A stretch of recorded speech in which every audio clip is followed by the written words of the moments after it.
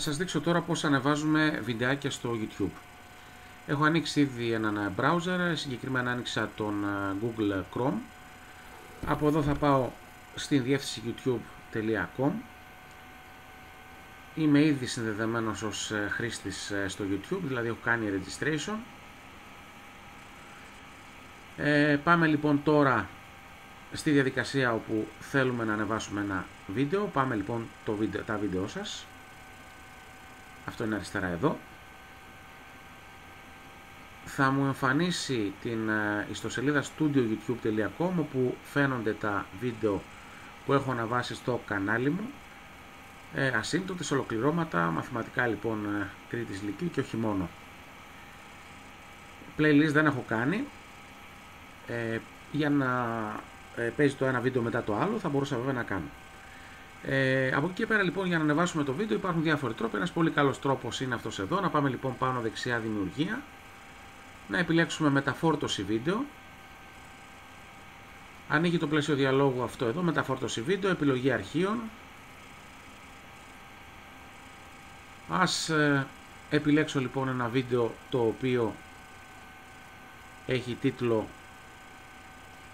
από την επιφάνεια εργασίας Monda AVI. Δίπλα αριστερό λοιπόν κλικ και ξεκινάει η διαδικασία του ανεβάσματος του αρχείου. Πριν όμως ανεβεί, εμφανίζεται λοιπόν ένα πλαίσιο διαλόγου όπου πρέπει να βάλουμε έναν τίτλο. Θα μπορούσα αυτό το τίτλο εκτός από Monda να τον κάνω όπως θέλω εγώ. Μέχρι 100 γράμματα δέχεται ο τίτλος. Από εκεί και πέρα μπορώ να κάνω μια περιγραφή όσο θέλω, μέχρι 5.000 λέξεις. Να ορίσω μια μικρογραφία για το συγκεκριμένο βίντεο. Ένα αρχείο λοιπόν Nike προφανώς είναι αυτό που χαρακτηρίζει ότι τα βίντεο είναι δικά μου. Θα μπορούσα επίσης το βίντεο αυτό να το εντάξω σε μια playlist. Εγώ δεν έχω playlist αυτή τη στιγμή, οπότε δεν υπάρχουν διαθέσιμες playlist. Δεν θα δημιουργήσω μια playlist, οπότε κάνω τέλος και το αφήνω default επιλογή. Εδώ λοιπόν με εμφανίζει τώρα μια άλλη επιλογή η οποία μου λέει αν είναι ειδικό για παιδιά. Ναι, βεβαίως, μάλλον όχι, αυτό το συγκεκριμένο δεν είναι ειδικό για παιδιά. Βάζω λοιπόν όχι ειδικό για παιδιά. Θα μπορούσα βέβαια να επιλέξω και περισσότερες επιλογές όπως περιορισμός ηλικίας. Να περιορίσω λοιπόν το βίντεο για κάποιους ανήλικους για παράδειγμα ή για ανθρώπους οι οποίοι δεν θέλω εν πάση περιπτώσει να βλέπουν το βίντεο, κυρίως αυτό είναι ηλικιακό. Η διεύθυνση αυτή αφορά το πρόχειρο, δηλαδή ακόμα δεν έχω ανεβάσει στο YouTube, οπότε δεν θα την χρησιμοποιήσουμε καθόλου. Το όνομα αρχείου βέβαια θα είναι το monda.avi. Επιλέγω λοιπόν επόμενο. Εδώ αφήνω default επιλογές, αν και μου λέει ότι μπορώ να ολοκληρώσω αυτό το βήμα αφού γίνει η επεξεργασία της έκδοσης σε κανονική ποιότητα SD του βίντεο.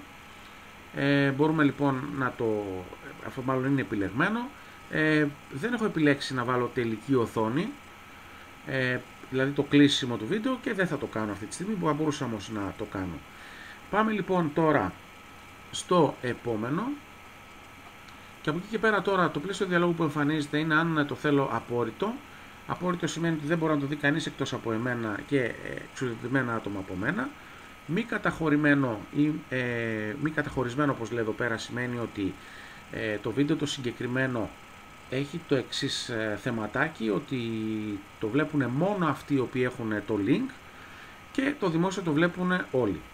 Μπορώ να ορίσω ένα χρονοδιάγραμμα για το βίντεο, άρα ημερομηνία λοιπόν για να κάνετε το βίντεο ως δημόσιο, άρα μπορώ να του πω ότι από τότε θα ξεκινήσει το βίντεο και μπορώ φυσικά να ορίσω και την χρονική διάρκεια που θα είναι ανεβασμένο στο διαδίκτυο το συγκεκριμένο βιντεάκι. Πάλι εδώ μου εμφανίζει το link, το οποίο και αυτό δεν θα χρησιμοποιήσω. Επιλέγω λοιπόν δημοσίευση, αφού επέλεξα ότι το βίντεο μου θα είναι δημόσιο. Από εκεί και πέρα το βίντεο, όπως βλέπετε, έχει δημοσιευτεί ήδη, δεν μου χρειάζεται εδώ να κάνω κάτι άλλο. Να ο σύνδεσμος στο βίντεο λοιπόν και επιλέγω το κλείσιμο. Θα παρατηρήσουμε λοιπόν τώρα ότι μπήκε το συγκεκριμένο βίντεο στη συλλογή μου. Αυτό λοιπόν μπορώ εγώ να το ανοίξω ή να το επεξεργαστώ. Αν επιλέξω αυτό εδώ και πατήσω, θα βγει εδώ για να παίξει το βίντεο, και βλέπουμε όμως δεξιά εδώ πέρα ότι πάλι έχω το δικαίωμα και μπορώ να αλλάξω κάποια πολύ σημαντικά στοιχεία.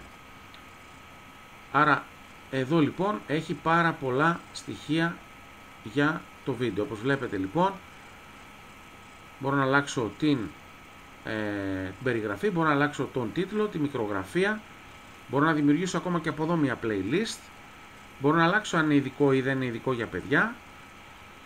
Αυτό μπορεί να είναι επιπληρωμή ή όχι. Γενικότερα όμως όταν τοποθετήσετε τέτοιου είδους στοιχεία πρέπει να διαβάζετε όλα τα στοιχεία τα οποία αφορούν τον κανονισμό του YouTube. Για να κάνω μια προβολή λοιπόν από εδώ, κάνω λοιπόν την προβολή του βίντεο από εδώ και εμφανίζεται εν πάση περιπτώσει αυτό το βιντεάκι εδώ, το συγκεκριμένο. Εδώ λοιπόν πάω και επιλέγω αυτόν τον σύνδεσμο, αυτός είναι ο σύνδεσμός μου, αντιγραφή, και προφανώς από εδώ έχω το link του βίντεο του συγκεκριμένου. Για να επιστρέψω ένα βήμα πίσω, πηγαίνω εδώ πέρα στο βελάκι αριστερά, μου γυρίζει πίσω και από εδώ λοιπόν μπορώ να δω λεπτομέρειες και πάλι, όπως πριν είδαμε τις συγκεκριμένες ρυθμίσεις που είχα κάνει πριν, ξανά πίσω λοιπόν, άρα μπορώ ανα πάσα στιγμή και από οποιοδήποτε σημείο να διορθώσω το βίντεο. Από εκεί και πέρα τώρα εδώ μπορώ να δω μία ανάλυση στατιστικά δηλαδή του βίντεο, πόσοι επισκέφθηκαν και τι ακριβώς έγινε, τα σχόλια τα οποία έχω λάβει για το βίντεο αυτό. Μπορώ βέβαια να κάνω και στα σχόλια και κάποιον αποκλεισμό λοιπόν σχολείων ή να ελέγξω. Επιστρέφω λοιπόν πάλι ένα βήμα πίσω, δεν έχω κάνει κάτι τέτοιο, και από εδώ μπορώ να το προβάλλω στο YouTube με κάποιους τρόπους. Από εκεί και πέρα στις επιλογές λοιπόν έχουμε την επεξεργασία του τίτλου και της περιγραφής, σε μια λήψη συνδέσμου για δυνατότητα κοινής χρήσης, εφόσον δεν αντέγραψα πριν τον σύνδεσμο μπορώ να το κάνω ακόμα και τώρα, να προωθήσω το βίντεο με κάποιους τρόπους, να το λάβω, εφόσον μπορεί να το έχω διαγράψει εν πάση περιπτώσει στην πηγαία του μορφή στον υπολογιστή μου, μπορώ να το λάβω ξανά πίσω και να το διαγράψω. Εμείς θα επιλέξουμε λοιπόν μόνιμη διαγραφή εδώ, και εδώ λοιπόν ότι μου λέει ότι κατανοώ ότι η διαγραφή είναι οριστική και δεν αναιρείται, οπότε επιλέγω το πλαίσιο αυτό εδώ πέρα και επιλέγω λοιπόν μόνιμη διαγραφή, οπότε αυτό το βίντεο σιγά σιγά, μάλλον πολύ γρήγορα θα έλεγα, θα εξαφανιστεί. Δεν έχει πάρα πολλές δυσκολίες η διαδικασία του να ανεβάσεις ένα βίντεο ή να το επεξεργαστείς.